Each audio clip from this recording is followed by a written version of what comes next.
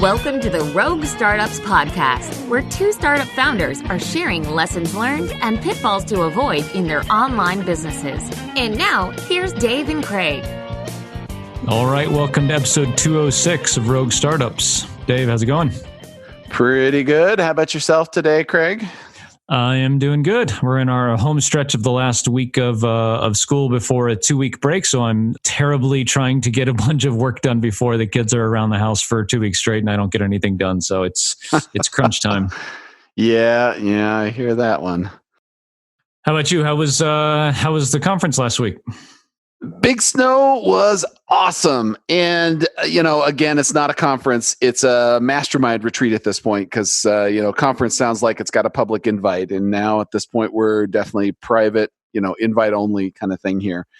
And I think that's been super valuable to have that kind of, what's the word I'm looking for? I guess repetition, just to have, basically it's an in-person mastermind. Yeah. And my one complaint about Big Snow is that we just don't do them often enough. And that was something that we actually talked about and tried to address this year and tried to figure out some solutions for it. So I'm actually going to try to have a second, can't really call it Big Snow if it's in the summer, but going to have some other tiny conf later in the year, and it'll be another invite only thing. So if you are on the Big Snow list, and you've received invites from me in the past, or you're an alumni, or you've submitted an application and your application, fits a general business profile that's going to be a good fit with the groups. So that means, you're making more than $1,000 a month in MRR, and you've been running a SaaS for a while, and you're struggling with specific issues, as opposed to trying to get going, not sure what your business idea is, those aren't really a good fit. Or you're running something like, an agency that doesn't have the same kind of concerns that we have as SaaS owners, then, I'll probably send out some invites there asking to fill in those gaps, because it sounds like about maybe half the people, I guess, from Big Snow would be able to attend if I did something in like August, September, somewhere in that time frame. So, yeah, we'll see. It'll probably be somewhere in the Colorado mountains. I'm thinking Breckenridge right now, although I don't have a hard destination on that. But, it'll be the same kind of format. 2 or 3 days hanging out. We'll get a house in the mountains. We'll have a fire pit up there.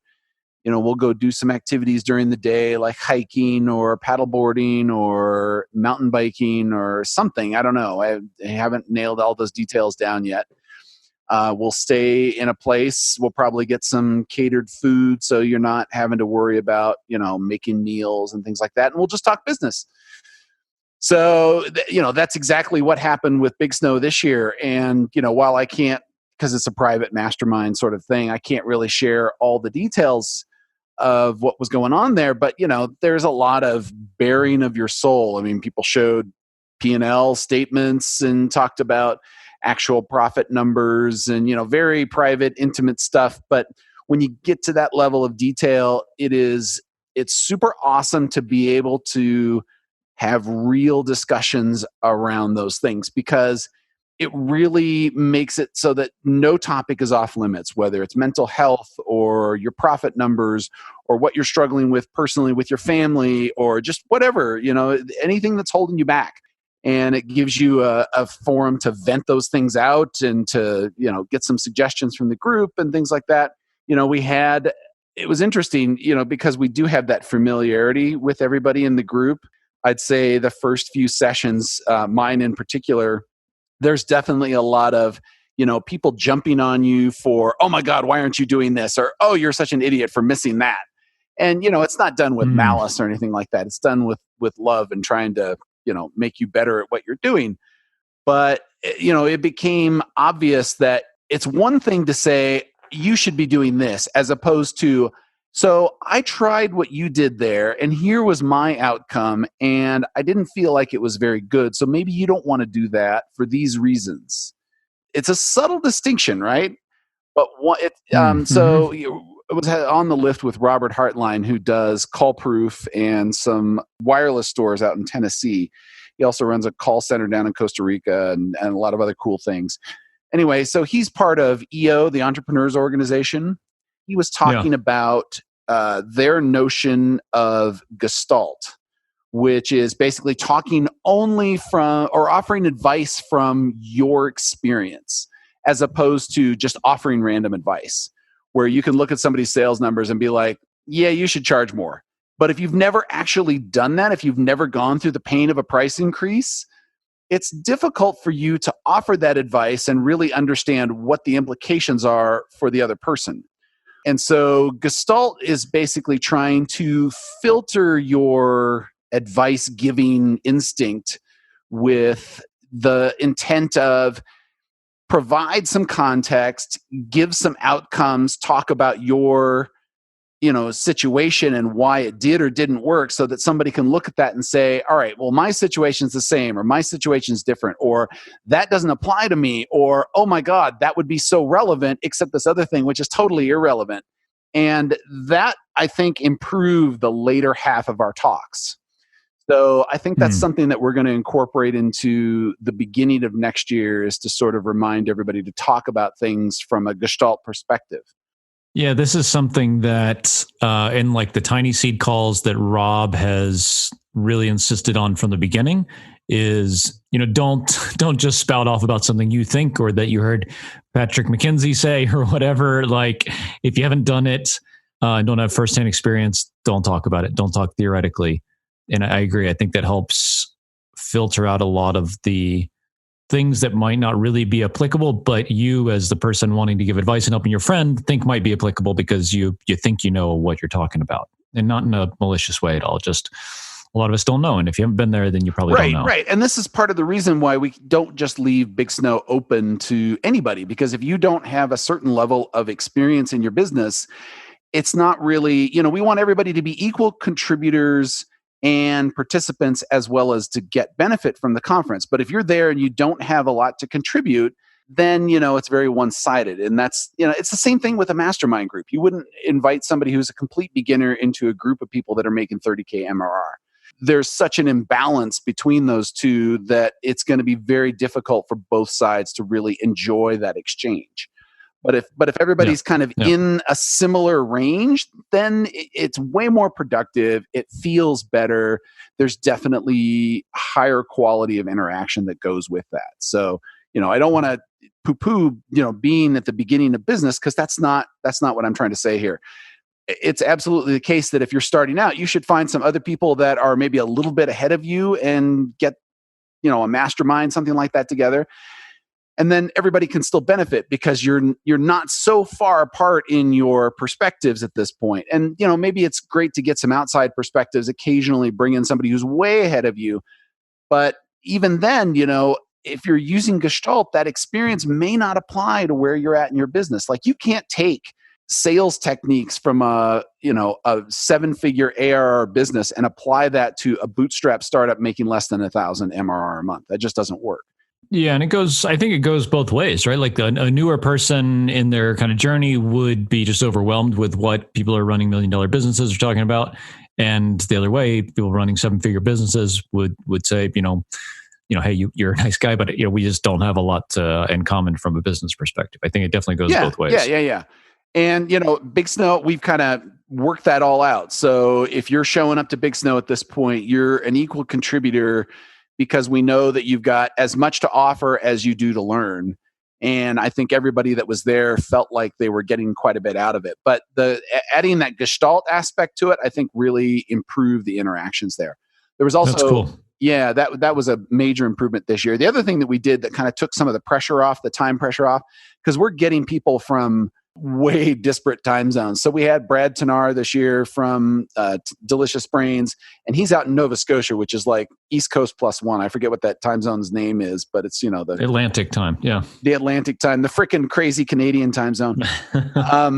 So, and he's in Atlantic time. We got people out in Pacific time. So we're talking, 4 hours of time difference here, and it's easy. Cry me a fucking river, Dave. Cry me a river. Yeah. But, when everybody flies in here to Mountain Time, everybody's off except for me and Rich and JD, who were the guys that all lived here in Colorado. And because they're off, some people want to stay up later. There were a lot of people in Pacific time that were like, yeah, we can stay up till 11. That's cool. And then the people that are like Eastern time 9 o'clock rolls around. I mean, they're ready to cash it in. They've already stayed up past their bedtime. And, people are missing later sessions. So we had to move a couple of the sessions this year to Monday. And used to be that the Monday session, I should say, was more of a get to know you kind of thing. But after you've been doing the same people for several years, the get to know you part's not so valuable anymore. It's cool to hang out, but inevitably last year, all we started talking about was, okay, well, what are you doing in your business right now? Which basically led to an impromptu session. And everybody was like, we should have just done sessions tonight. And I'm like, okay, we'll do that for next year. So we did 2 sessions this last week. And I think that really helped because it took the pressure off at the end of the day. So the folks that were East and Atlantic time zones were, ready to go to bed. And that was fine. If you wanted to go to bed at that point, you didn't miss anything. But everybody else that still wanted to stay up, that was cool too. So, and we also had some really epic fucking conditions when we were up there. It snowed the day that everybody headed up. And so we had like 6 or 7 inches of fresh powder the first morning. Oh, wow. Nice. Yeah. And then the second morning, it was groomed. So it was still high quality snow, but equally good conditions, just a very different feel on the mountain. Yeah. So everything was like super fast and awesome. And nice. The problem was on Thursday when everybody was leaving, it totally fucked with us because there was a storm that was moving in that was supposed to be blizzard conditions across 2 passes.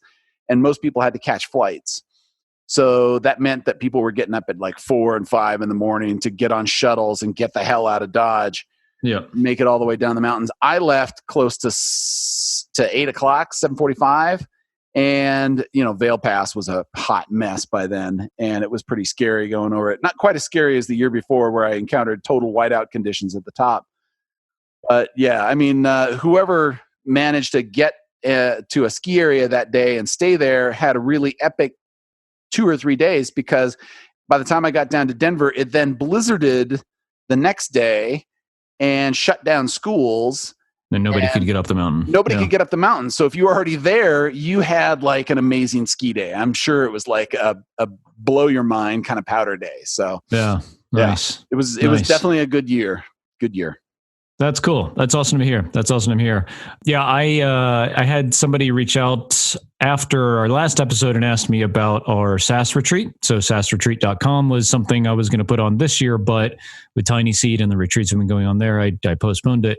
But it is very definitely going to happen this coming September in the south of France. So we have folks who want to do a big snow tiny comp kind of thing, but not skiing. But we're going to go to the south of France around the Vendange, which is the time where they pick the grapes for wine. Ooh. So it should be about 6 weeks before MicroConf Europe, which I think is a cool time. So anyways, anybody who wants to do a big snow tiny conf kind of thing, but without skiing and the more the drinking, south of France, SaaSretreat.com. We're going to start putting some stuff together here soon. Nice. Yeah, because those small conferences and mastermind, talks are great and have done wonders for my business. Sounds like it did a lot for yours and the other folks over there. Are there things that like you take away that you can share that you are going to be like implementing? Yeah, it was interesting this year. So the one thing, so I was raising what my strategies were for the next year, and I was talking about platform expansion and partnerships and integrations and things like that. And the feedback that I was getting from the group was, why aren't you doubling down on Shopify? And then somebody pointed out to me later, so we had that whole discussion, and I basically said, I feel like I've done a lot on Shopify here, and if I really want to see the kind of growth that I saw this last year, expansion is in order. But, the group did not agree with my assessment on that. And then somebody pointed out to me that 2 years ago, when I was saying, yeah, I want to integrate with Shopify, I want to move on to that, everybody was saying you should double down on Magento. And I completely ignored that advice, of course, and went to Shopify, and that's where all my growth has been. So this is one of those things where I think the gestalt kind of comes into play, right? So people were saying, you're losing focus and whatever, because either they looked at what I said and that said that, well, that's not what I would do. But that wasn't necessarily like if somebody who had done e-commerce expansion had looked at, okay, well, where did we get success out of this? We did this by these integrations. And that's what I've seen other people in e-commerce doing. So that's what I ended up doing anyway. And, I had another conversation with Brian Castle about the same thing. And, he said, well, I kind of got the same contrary advice that you did. Do this one thing. And then Brian was like, well, no, I'm probably not going to do that at all. So, sometimes it's about knowing whether the advice is applicable to you or not. And, in this case, this year, I have some things that I'm working on that I think were good suggestions that I've added into it, but I didn't think it really changed my overall strategy. I'm going to do these integrations. I'm going to set up these partnerships because, Woo is still larger than Shopify. So if I can increase my penetration into the Woo market, I'm going to have a massive uptick in growth as a result of that and open up a new channel. It's not like I'm ignoring the Shopify channel, but I don't know what doubling down on Shopify really looks like. There was this, notion of if I was doubling down on Shopify, that was somehow less work than if I integrated to other platforms. And realistically, that's not the case. Integrations are actually easier for me than to say, build a Shopify app that allows me to reach out to other Shopify users and then do cross-selling between the two, right? That's a fair amount of work to build a whole new app as opposed to I'll just take my 7 hooks that I need to build and integrate them over here on WordPress or set up a partnership and work on that. So, there was definitely some contention about what was effort that should be well spent and what shouldn't be. That was interesting this year. Yeah, I think the mental model there is like a lot of developers, especially, but just everybody in general wants to blame the technology or blame basically anything but sales and marketing for why their business is not growing fast enough. Me included, for sure. Is if we had this thing, then whatever, and that's pretty much like never true. I think like if you integrate with WooCommerce, you're not going to have a $10 million business next year. It might help, but I think ultimately like sales and marketing are the things that are going to make you successful, make all of us successful, assuming that the product has some kind of level of feature parity and product market fit. Oh, sure. So I think it's definitely a balance. And like when you look at resource allocation, I think that's where it comes in. And we're looking at that a lot, like right now with Castos, like, is the product, quote, good enough? And if the answer is yes, then basically everything we should be doing is in, sales and marketing and like customer service and retention. And honestly, I think like our time, like my time and our dollars spent on people are going more into sales and marketing now than they were in product in the early years. So I think that's just kind of like how, again, without giving you specific advice, because I haven't been there, I haven't been like a platform dependent, business, but that's what I would say is like, yep, other integrations like WooCommerce probably can help. I wouldn't bet all of your time and money on it because you still are going to have to figure out how to market to those people. Just being in a platform doesn't do it all for you, Absolutely not. No. And the platforms that we are targeting for next year, or this year, I guess, we keep saying next year, but we're already in next year. The ones that I'm targeting here have specific things like app stores where there's traffic that's already there. And given what I've seen in that app store, it's relatively easy to rank inside of there because there just aren't that many apps for your category and you can be in multiple categories. So that sort of thing just seems like low-hanging fruit to me. And, there's other things like partnerships. I've been working since last August to get a partnership with this WordPress hosting company. And, things are finally moving forward on that. And if I get this partnership, it puts me in front of, anywhere between 3,000 and 10,000 WordPress installs that all have WooCommerce on them. So, that's not small potatoes. Yeah. Yep. Nice. That's cool. Yeah. That's really cool. Mm-hmm. How are things going with you? Things are going good, man. Things are going good. I've been talking on the last few episodes about kind of how I spend my time kind of in work these days. And, it's going like really well from that perspective. I am less stressed than I was before because I'm delegating better and the teams are running really well. Yeah, I feel really good about it. I think one of the things that is challenging with that is like when the team isn't successful, then like looking at what I've done to prevent them from being successful. And that's hard because then like, if you give them shitty information, they do the job that isn't what you're looking for. It's not their fault, right? It's your fault. Right. And so like, this is the thing I'm the worst at is like standard operating procedures and writing a good spec for a product or something like that. And just like, it's against I'm not like super detail oriented. And so it's against like that part of my DNA. But if I say, I'm not going to be the one to fulfill these things in the business anymore, and I can and should be like delegating most of what the businesses do to other people, because we have almost 30 people that report to me now in one way or another. Jesus. And so I just can't be doing, the fulfillment level of a lot of work just because there's not enough time. And I think that's when I get super stressed, is when I do get in the weeds too much. And instead I'm trying to just, use models and decision matrices that I share with people instead of like making the decision, say, hey, next time you're faced with this decision, these are like the guideposts, right? And I trust you to make the decision. Come back and let me know how it goes, basically. And it's going pretty well. Cool. Yeah. Since so I did an episode while you were gone last week with Jake Jorgovan, which was really cool. He runs 2 different productized services. So we talked a lot about productized service and a little bit about sales. But in our last episode, you and I talked about sales a little bit. And I thought it'd be good to dive in a little more to sales. I think it's a big thing that especially like the more technical folks haven't done before, but know that it's like a big driver of businesses, especially for like higher customer lifetime value types of products and services. Okay, cool. Let's dive in. Yeah. So I think first, Addie wrote to us on Twitter about like the threshold above which sales starts making sense. And he said that his kind of rule of thumb was like $5,000 customer lifetime value. And so I think that makes a lot of sense. Like for us at PodcastMotor, a lot of our customers are above that. So that's cool. I think that's where sales starts making sense. And like when I talk to Chris, our sales rep, more and more he's wanting to focus only on customers that he thinks really have the potential to have that in like our first deal.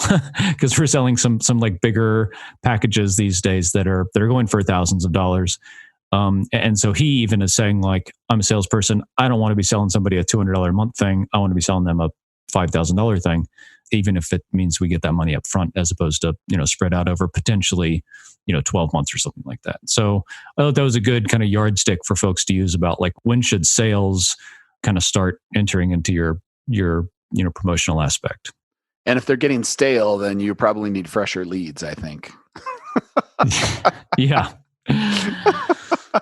Sorry, I can't help it. The dad puns just flow naturally after so many it's years great of being a father. That's all I can think about is as soon as one of my kids says something, I'm just like jumping on it with a bad pun, just so I can get the eye rolls. Yeah. I can even hear my daughters give eye rolls from the other room when I am doing a pun, and I can't visually see them at this point. That's how good I've gotten at this point. There you go. Yeah. So, I mean, how did you end up sourcing Chris here? Can you talk about, how did you find the right guy? What were the questions that you asked that brought, I assume Chris is a he, right? Yep. Yeah. So, how did you figure out that Chris was a right fit for this position, and what kind of questions were you asking in the interview to make sure that you got somebody that fit this role? Yeah. So, I got lucky is the answer, but okay, nobody wants to hear that. Come on, no, but no. I mean, I got a little whatever. I'm pretty intentional about things. I got a little lucky in finding the right person, but since then, I've read a really good book called The Who Method, and we'll include a link for it in the show notes. But it's just a really good framework for how to kind of source, filter, and hire and sell a candidate on your role in your business. So the Who Method is really good there. So I found Chris like tactically. I put a job posting out on We Work Remotely and on Dynamite Jobs, and he came through Dynamite Jobs. So dynamitejobs.co through the folks that run Dynamite Circle, Dan and Ian. Mm-hmm. And Chris was the part owner of a digital marketing agency in California.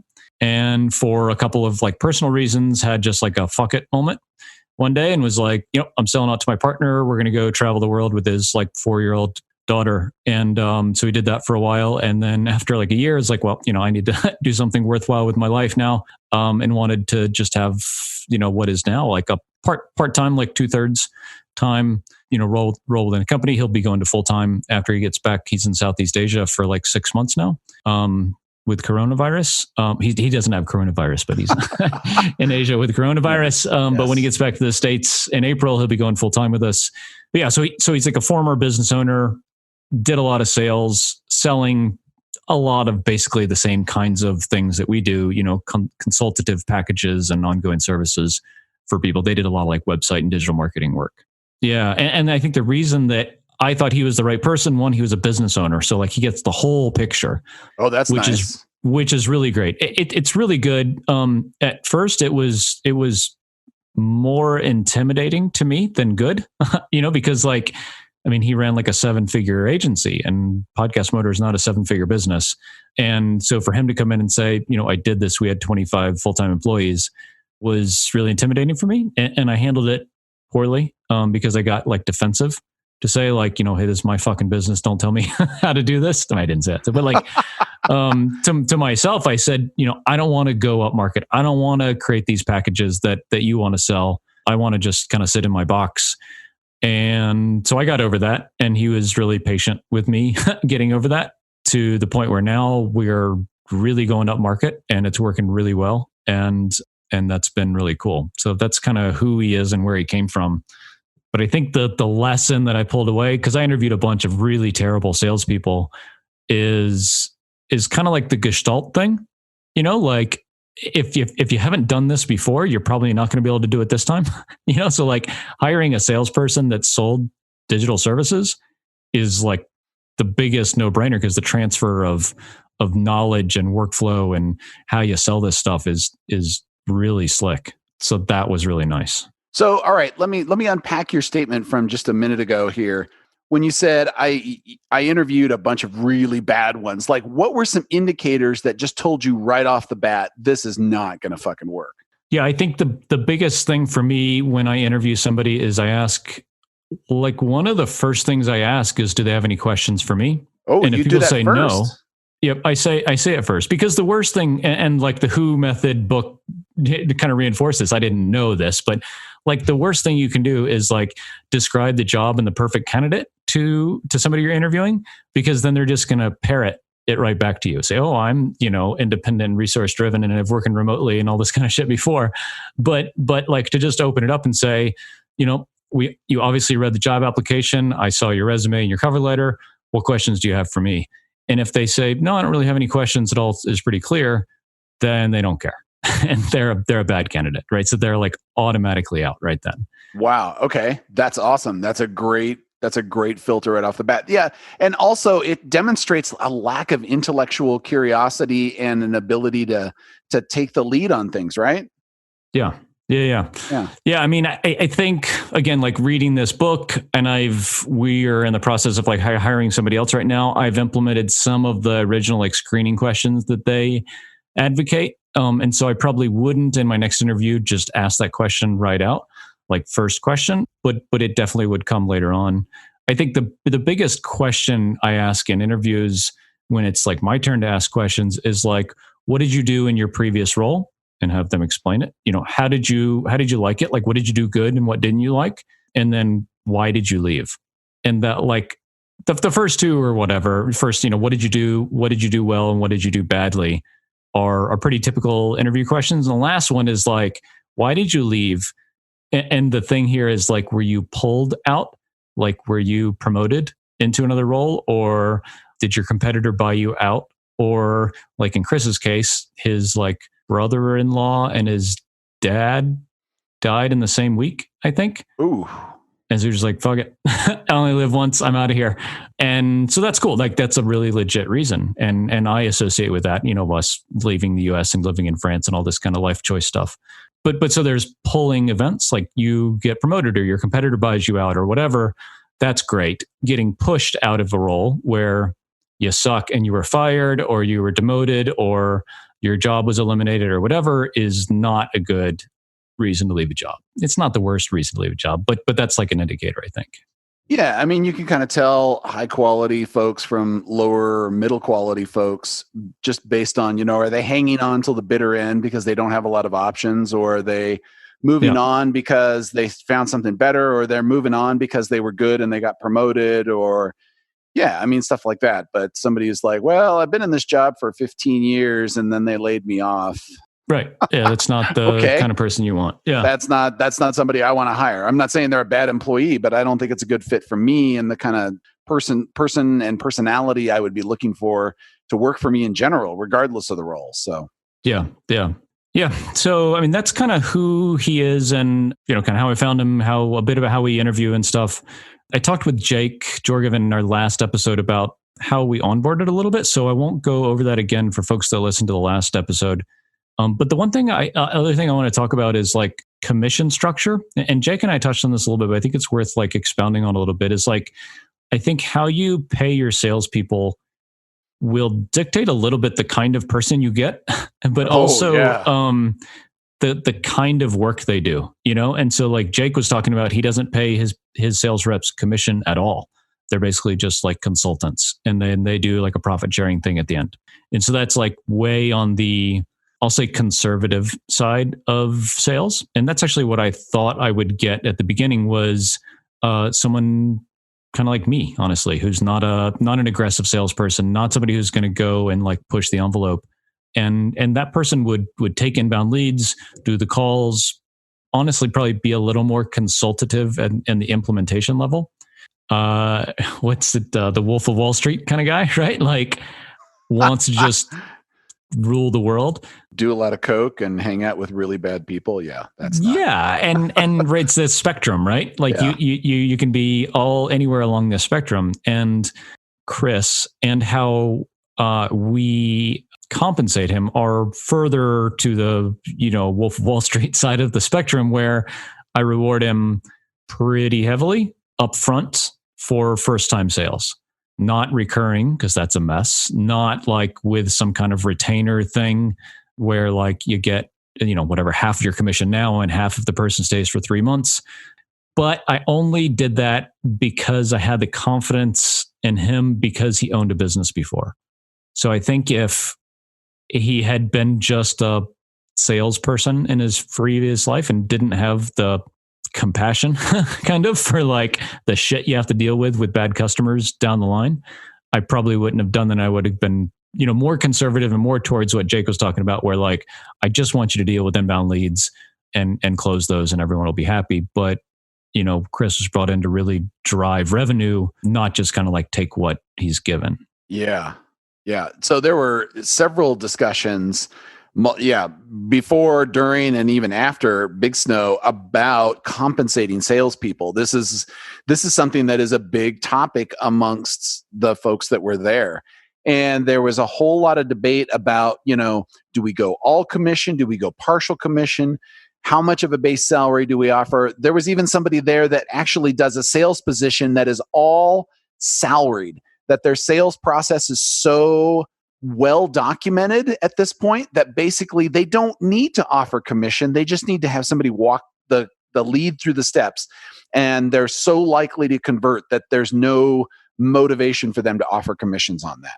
Yeah. And that's the other part. Is we had no sales process before, right? Like, right. And so for us, Chris deserves to be compensated for this work because he's developed a sales process. He's our first ever salesperson. He'll probably be a sales manager at some point, and so I think that, that's totally true. Is if you have an established sales process and you have data around like, okay, we get 20 leads in a week, 10% of them close, then you know how many salespeople you need to hire and what you can pay them and profit margins and all that kind of stuff. We had no idea about any of that stuff. So right. At scale, right? Because he's doing 10 times the number of demo calls that I did before, just because he wants to, and I didn't. So that's that's awesome. The other concern that a lot of people have in the Big Snow group was around churn. And there was this discussion, and this actually happened to one of the guys that had the business, and without divulging confidential details. It basically went something like this, that they hired a salesperson and they made them commission-based. It was just entirely commission-based. So what they ended up doing was they went out there and they just pounded the drum really hard. And they got all these leads in the pipeline and they converted them and they got their commissions. But then between 60 and 90 days, they started churning the fuck out. And this is after they had to go through a really heavy onboarding thing. And there was a lot of cost associated with that up front. So they basically were losing money on these people. But the salesperson got their full commission for it. And so this spurned a whole discussion about, well, what do you do about churn? And, what are you really incenting here? Because basically, when this guy was paying this person to do the job, they did exactly the job that they were incented to do, which was to bring people in and convert them to paid. But they didn't move them through the pipeline and continue to keep them successful for a certain period of time. Because if he had gotten them through 90 days, their likelihood of staying for a lot longer is very high. Yeah. I think this is like an alignment of priorities problem. I think that there can be the wrong person, right, for the job, and that's possible. But I think more often there's just an education problem where you, as the founder or the sales manager, say, "This is not a good customer. Don't bring more people in like this." And if the salesperson's reasonable, they'll say, "Okay, cool. I'll just go find more of whatever a good customer looks like." And a salesperson has to know what a good customer looks like, and they have to understand that the rest of the company has to deal with these good or bad customers forever. And I think you can fuck with their compensation schedule, and that's one way to do it. But that is the quickest way to piss anyone off, is to make how much money they make convoluted and seeming like you're trying to screw them. And so I would go a long way to do everything before that. And that would be like the last resort, is like, okay, yeah, you're only going to get paid 90 days after somebody signs up.